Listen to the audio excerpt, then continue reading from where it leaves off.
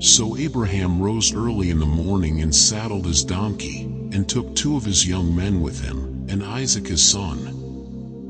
And he split the wood for the burnt offering, and arose and went to the place of which God had told him.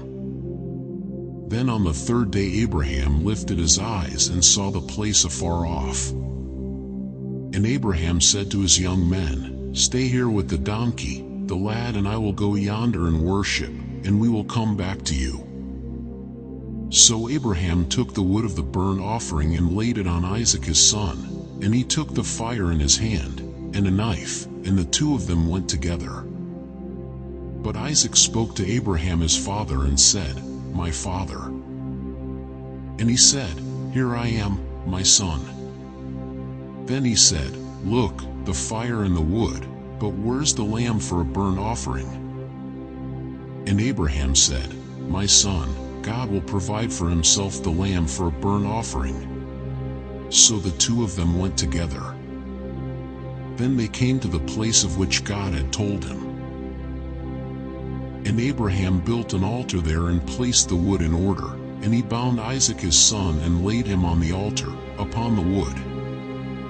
And Abraham stretched out his hand and took the knife to slay his son. But the angel of the Lord called to him from heaven and said, "Abraham, Abraham." So he said, "Here I am." And he said, "Do not lay your hand on the lad, or do anything to him, for now I know that you fear God, since you have not withheld your son, your only son, from me." Then Abraham lifted his eyes and looked, and there behind him was a ram caught in a thicket by its horns. So Abraham went and took the ram, and offered it up for a burnt offering instead of his son. And Abraham called the name of the place, "The Lord will provide," as it is said to this day, "In the mount of the Lord it shall be provided."